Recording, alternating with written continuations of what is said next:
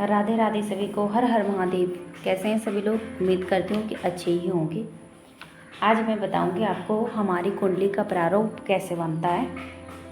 तो हम बनाएंगे कुंडली का प्रारूप। ये तो मैं इसमें बना रही हूँ कॉपी में, मगर आप लोगों को date of birth time place अपने उसमें सॉफ्टवेयर में डालना है और उसमें आपके सामने कुंडली बन के आ जाएगी, जो इस तरह से आपकी कुंडली होगी।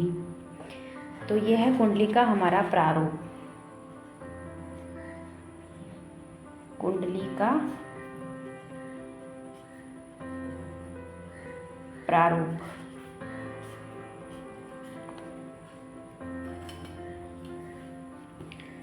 तो ये कुंडली का प्रारूप हो गया हमारा।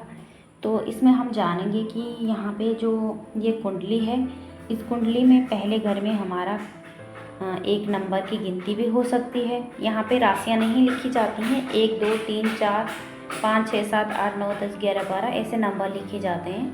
तो वो नंबर जो होते हैं वो राशियों के नंबर होते हैं। जैसे 1 नंबर की राशि हमने लिख दी है।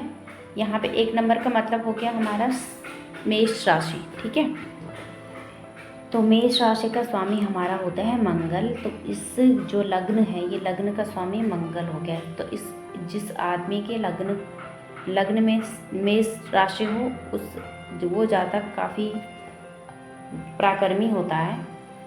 ये मंगल की राशि है तो उसके अंदर में उग्रता भी काफ़ी होती है। तो इस टॉपिक पे हम बाद में बात करेंगे। तो पहले हम बात करेंगे कि ये यहाँ पे 1 नंबर की गिनती हो गई, तो ये हो गया हमारा मेष लग्न। अगर यहाँ पे 2 नंबर की गिनती होती है तो ये हो गया हमारा वृषभ लग्न।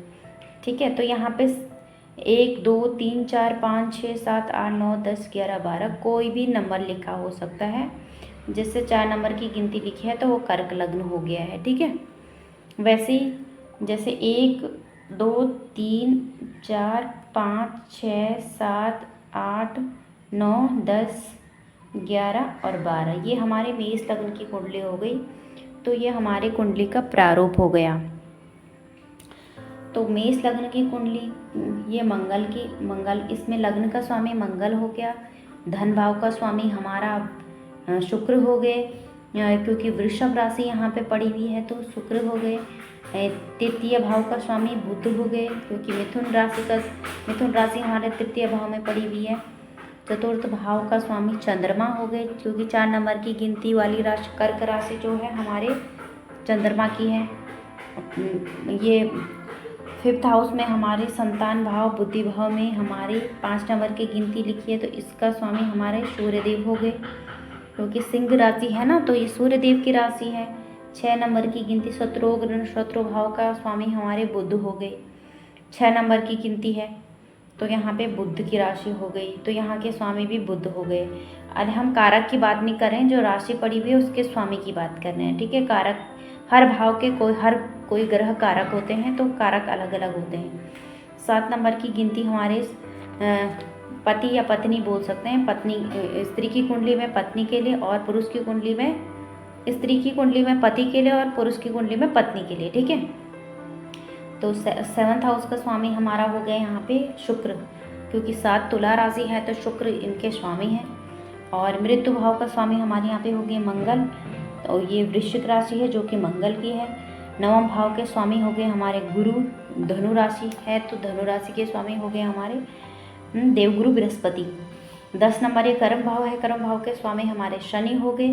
और ये आय भाव है 11th हाउस, तो आय भाव के स्वामी भी शनि हैं। और ये हमारे व्यय भाव हैं जिसके स्वामी बृहस्पति देव हैं। ये मीन राशि है तो इसके स्वामी हो गए बृहस्पति देव। ठीक है, तो इस प्रकार सारी राशियां हैं, किसका स्वामी कौन है।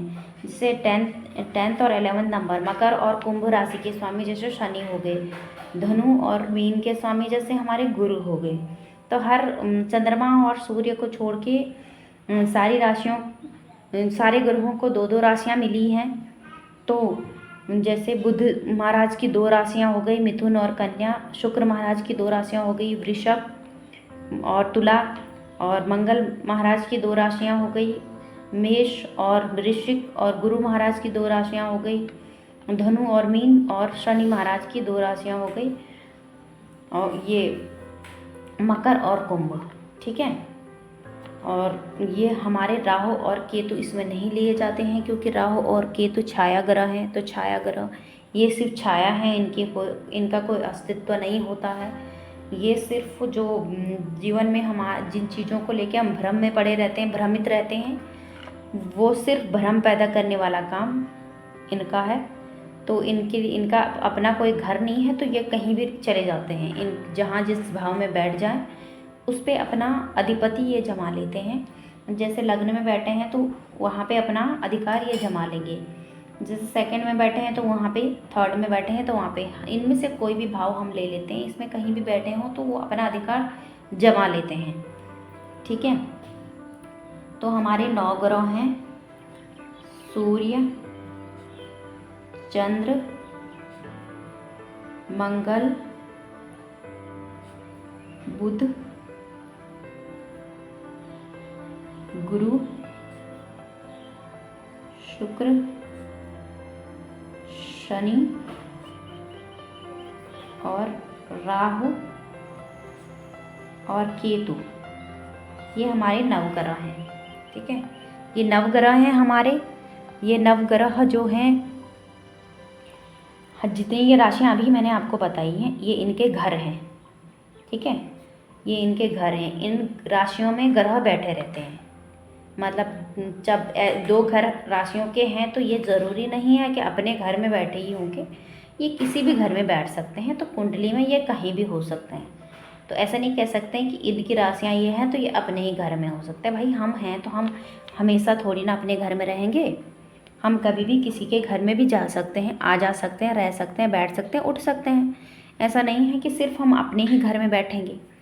तो हमारी 12 राशियाँ हो गई। पहली राशि हो गई हमारी मेष, दूसरी हो गई हमारी वृषभ राशि, तीसरी मिथुन, कर्क, चौथी राशि सिंह, छठी हो गई कन्या, सातवीं हो गई तुला, आठवीं हो गई वृश्चिक, नवीं हो गई धनु और 11वीं हो गई मकर, नहीं सॉरी 10वीं, 11वीं हो गई कुंभ, 12वीं हो गई मीन। तो ये हो गई हमारी राशियां। तो ये हमारी 12 राशियां हो गई। ये हो गई हमारे 9 ग्रह, ठीक है। इसमें से ये हमारी कुंडली का प्रारूप है। तो ये हम मान लीजिए कि ये सूर्य हैं, तो सूर्य का घर ये हो गया। पंचम राशि यहाँ पड़ी है तो सूर्य इस भाव के स्वामी हैं, तो सूर्य यहाँ भी बैठ सकते हैं। जरूरी नहीं सूर्य का घर ये यहाँ पे राशि है तो यहीं बैठे हुए मिलेंगे, ऐसा कुछ भी नहीं है। सूर्य यहाँ भी बैठ सकते हैं, यहाँ भी बैठ सकते हैं।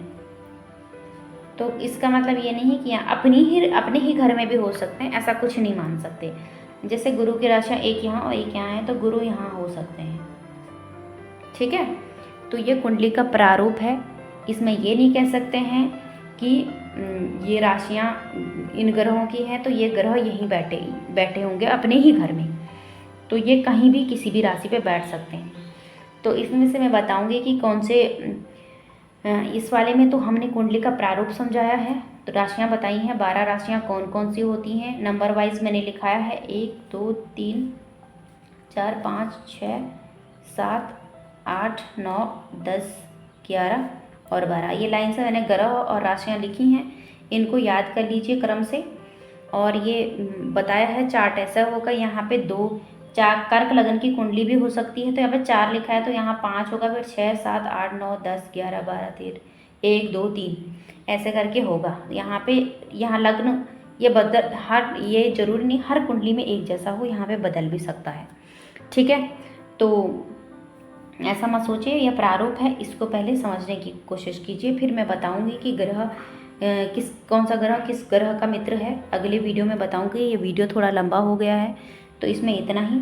मेरे चैनल को सब्सक्राइब कर दीजिएगा और बेल आइकन दबा दीजिएगा, और नई नई वीडियोस के लिए मुझे सब्सक्राइब कर लीजिएगा।